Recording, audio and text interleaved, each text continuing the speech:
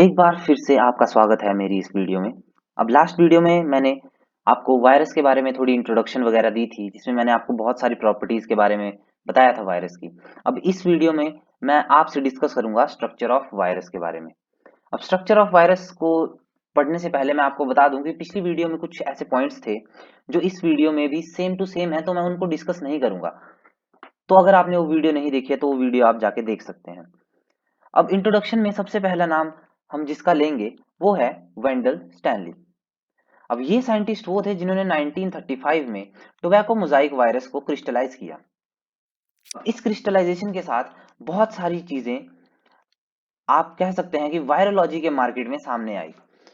अब आपको पता है कि जो वायरस का साइज है वो मैंने जैसा लास्ट वीडियो में बताया था 300 टू 400 नैनोमीटर के बीच में एग्जिस्ट करता है।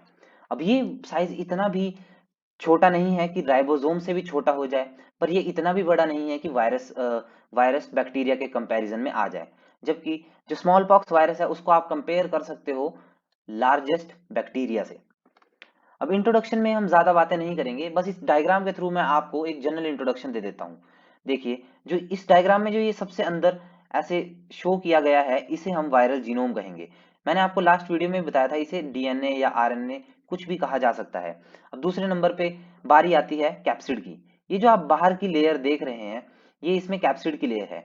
यहाँ पे इन्होंने न्यूक्लियो कैप्सिड यहाँ पे इसे प्रेजेंट किया गया है, और मैंने आपको बताया था कि न्यूक्लियो कैप्सिड इसे तब कहेंगे जब ये कैप्सिड खुद अपने साथ जब जेनेटिक मटेरियल को लेके एकदम पैक्ड हो चुकी है उसके बाद ही इसे न्यूक्लिक एसिड कहेंगे। अब वायरल टैगमेंट किसी किसी वायरस में प्रेजेंट है। जब हम वायरस पर्टिकुलर पढ़ेंगे तो उसके साथ मैं आपको इसके बारे में भी डिटेल में बताऊंगा। अब इसके बाद आता है एनवेलप, जो इसको कवर करता है, इसको प्रोटेक्ट करता है, अटैचमेंट में हेल्प करता है। उसी तरह एनवेलप प्रोटीन या स्पाइक प्रोटीन्स भी हो सकते हैं।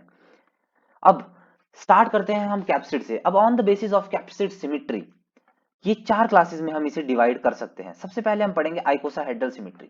ये जो आप डायग्राम यहाँ देख रहे हैं इसे आइकोसाहेड्रल सिमिट्री ही कहा जाता है। अब इस सिमिट्री की स्पेशल बात क्या है? अब इस सिमिट्री की स्पेशल बात ये है कि ये बनी है 20 ट्रायंगल से, और इसमें 12 वर्टिसेस भी हैं। अब इसके आइकोसाहेड्रल सिमिट्री के बहुत सारे वायरस होते हैं, वो मैं आपको बाद में बताऊंगा। पर आपको ये पर्टिकुलर पॉइंट बिल्कुल याद रखना है कि कितने ट्रायंगल और कितने वर्टिसेस इस आइकोसाहेड्रल सिमिट्री में प्रेजेंट है। अब दूसरी बारी आती है हेलिकल सिमिट्री की। अब हेलिकल सिमिट्री जैसे हम मैथमेटिक्स में अपना सिलिंड्रिकल फॉर्म ऑफ शेप पढ़ते थे, उसी तरह के कुछ कैप्सिड्स भी सिलिंड्रिकल फॉर्म ले लेते हैं, जिसके अंदर उनका जेनेटिक मटेरियल पैक्ड रहता है। यही है हमारी हेलिकल सिमिट्री, जिसको हम सिलिंड्रिकल कह रहे हैं। अब थर्ड जो हमारे पास क्लासिफिकेशन है वो है nucleo capsid surrounded by envelope. अब मैं इसके लिए आपको सिर्फ एक डायग्रामेटिक रिप्रेजेंटेशन दिखाऊंगा। जैसे मैंने सपोज ये वायरस बना दिया। अब एक्चुअली वायरस का कैप्सिड है, इसके अंदर उसका जेनेटिक मटेरियल भी प्रेजेंट है, पर मैं बाहर से ये शो कर रहा हूं कि ये सर्कल जो मैंने शो किया इसे मैं कह दूंगा एनवेलप। अब ध्यान दीजिए, जो अंदर इसके वायरस प्रेजेंट है उसकी एक्चुअल सिमिट्री कुछ भी हो सकती है।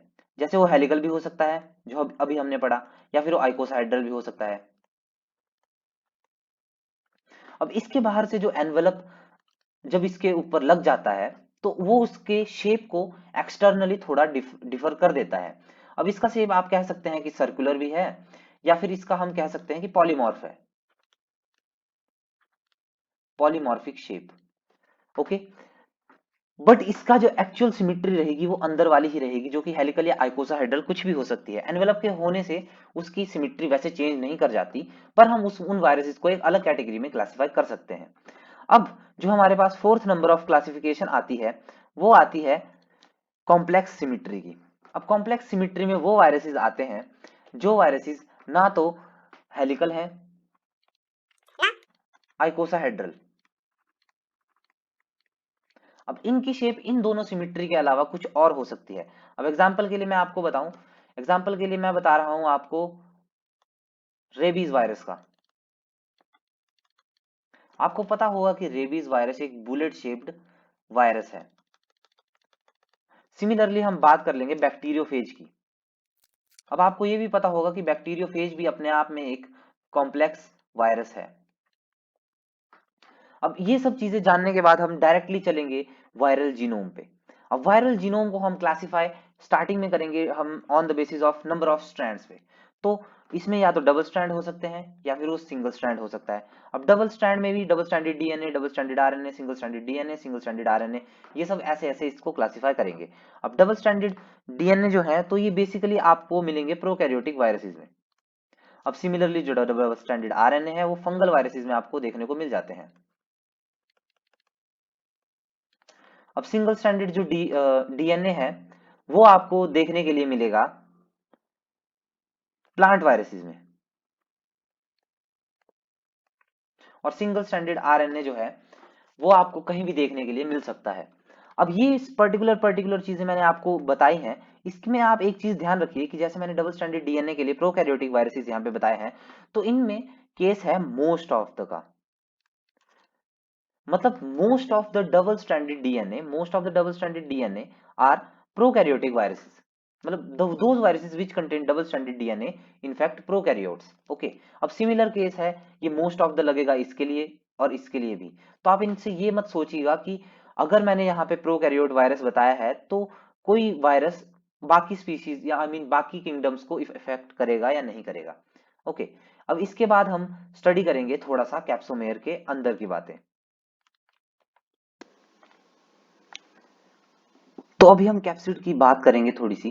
तो इसमें हम ये बात करेंगे कि सबसे पहले हम बात करेंगे कैप्सिड विद हेलिकल सिमेट्री। अब कैप्सिड विद हेलिकल सिमेट्री में कॉन्सेप्ट ये है कि जो mainly single stranded RNA virus जो होते हैं वो ज्यादातर शो करते हैं हेलिकल सिमेट्री को।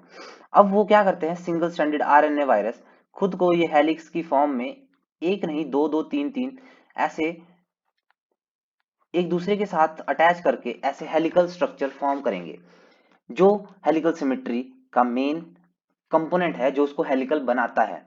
ठीक है, अब इसके बाद हम बात करेंगे थोड़ा आइकोसाहेड्रल की। अब आइकोसाहेड्रल सिमेट्री में ये है कि जैसे मैंने आपको पहले भी वो फिगर बताई थी कि आइकोसाहेड्रल कुछ ऐसा दिखाई देगा, जैसे ये आप देख सकते हैं यहाँ पे। अब जैसा उसमें भी मैंने बताया था और अभी फिर से बता देता हूँ कि ये 20 फेसिस से बना है, 20 फेसिस ऑफ ट्रायंगल, और इसमें है 12 वर्टिसेस। ये चीज इसको आइकोसाहेड्रल बनाती हैं। अब अगर मैं कंपेयर करना चाहूं तो मैं अभी के लिए इसको ऐसे रिप्रेजेंट कर देता हूं। अब इसमें जो जेनेटिक मटेरियल होता है वो इस कैप्सिड से उतने अच्छे से इंटरेक्ट नहीं करता अगर हम कंपेयर करेंगे इसको हेलिकल सिमेट्री से। और अगर हम बात करेंगे कैप्सिड की, तो जैसा कि मैंने आपको स्टार्टिंग में भी बताया कि कैप्सिड बनेगा कैप्सोमेयर से। अब कैप्सोमेयर दो तरह का हो सकता है, या तो वो पेंटोज होगा या फिर वो होगा हेक्सोज। अब जो कैप्सोमेयर का पेंटोज पार्ट है वो जनरली कोई भी अगर वायरस कैरी करेगा तो वो उसको कैरी करता है इन द नंबर ऑफ 2, जबकि जो हेक्सोज पार्ट है वो वेरी कर सकता है फ्रॉम स्पीशीज टू स्पीशीज। अभी तक जो मैंने आपको पॉइंट्स बताए वही मेन पॉइंट्स हैं जो आपको वायरल कैप्सिड में पढ़ने हैं। अब इसके बाद हम आगे की बात करेंगे जिसमें हम कैप्सिड को तो अब पीछे छोड़ रहे हैं, अब कुछ प्रोटीन्स के बारे में बात करेंगे जो उनके स्ट्रक्चरल प्रोटीन्स भी हो सकते हैं और नॉन स्ट्रक्चरल प्रोटीन्स भी हो सकते हैं। वायरस के प्रोटीन्स को दो क्लासेस में डिवाइड किया जाता है, स्ट्रक्चरल प्रोटीन्स और नॉन स्ट्रक्चरल प्रोटीन्स। अब स्ट्रक्चरल प्रोटीन्स वो प्रोटीन्स हैं जो वायरॉन का पार्ट होते हैं। अब स्ट्रक्चरल प्रोटीन्स से ही हम स्टार्ट करेंगे। तो स्ट्रक्चरल प्रोटीन्स क्या क्या रोल प्ले करते हैं वो कुछ इस तरह रोल प्ले करेंगे कि सबसे पहले जब वो एक्स्ट्रा सेलुलर कंडीशंस में वायरस होता है तो जो स्ट्रक्चरल प्रोटीन्स हैं वो उसके जेनेटिक मटेरियल को प्रोटेक्ट करते हैं एक्स्ट्रा सेलुलर एनवायरनमेंट से। अब दूसरी चीज जो वो करते हैं कि जब वायरस किसी होस्ट सेल से अटैच होने की कोशिश करता है तो यही स्ट्रक्चरल जीन्स उसमें हेल्प करेंगे। थर्ड जिस चीज में ये हेल्प करेगा वो है fusion of viral genome to the host genome.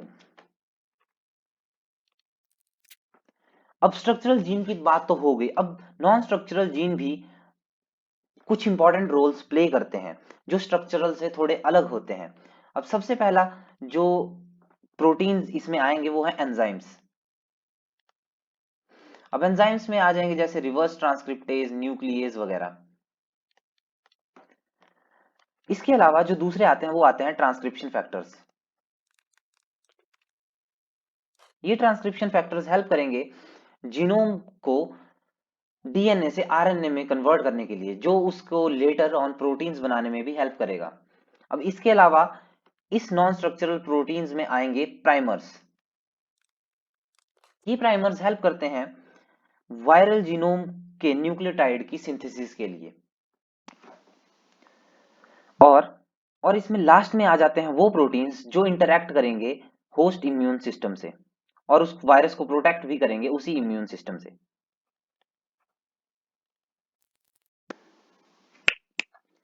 अब लास्ट में हम बात कर लेंगे वायरस मेम्ब्रेन्स के बारे में। अब वायरस मेम्ब्रेन्स जो होती हैं वो क्या करती हैं कि जो वायरस हमारे पास होता है उसको वो बाहर से कवर करती हैं।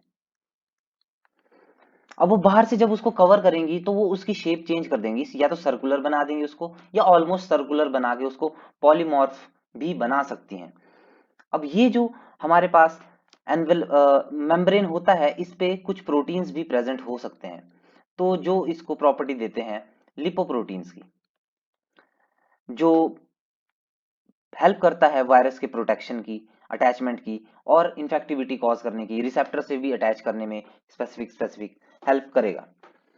अब ये जो इनके मेम्ब्रेन्स होते हैं, ये जब लिपिड मेम्ब्रेन्स इनके पास होते हैं तो वो एक्चुअली डिराइव्ड होते हैं फ्रॉम होस्ट। जब वायरस पार्टिकल किसी होस्ट को इन्फेक्ट करेगा तो वो क्या करता है, उस होस्ट की ही प्लाज्मा मेम्ब्रेन को, उस होस्ट की प्लाज्मा मेम्ब्रेन के एक पार्ट को अपने लिए उससे निकाल लेता है। अब उससे क्या होगा, वो वायरस एनवेलप्ड हो जाएगा। ये एनवेलप ही इस वायरस को प्रोटेक्शन वगैरह प्रोवाइड करेगा, और अगर वही वायरस सेम होस्ट को इन्फेक्ट करेगा तो इस टाइम उसका इम्यून सिस्टम रिस्पॉन्स नहीं देगा, क्योंकि वो उस प्लाज्मा मेम्ब्रेन को एज अ सेल्फ कंसीडर करेगा। एनवेलप के अलावा वायरस एक और चीज डेवलप करता है जिसको हम बोलते हैं ऑक्लूजन बॉडीज। अब ये ऑक्लूजन बॉडीज क्या है? ऑक्लूजन बॉडीज वायरस ही सिंथेसाइज करेगा। वो इसलिए सिंथेसाइज करता है ताकि जो वायरस पार्टिकल है वो खुद को एक्स्ट्रा सेलुलर एनवायरनमेंट से बचा सके। अब ये जो ऑक्लूजन बॉडीज हैं ये इसको एडिड प्रोटेक्शन प्रोवाइड करेंगी इन एक्स्ट्रा सेलुलर एनवायरनमेंट। अब ये ऑक्लूजन बॉडीज हैं वो इसको दो तरह से प्रोटेक्ट कर सकती हैं। एक, ये ऑक्लूजन बॉडीज एक सिंगल विरियन को अपने अंदर कवर करेंगी और उसको प्रोटेक्ट करेंगी, या फिर दो, ये क्या करेंगी, ग्रुप ऑफ वायरसेस उनको अपने अंदर प्रोटेक्ट करेंगी,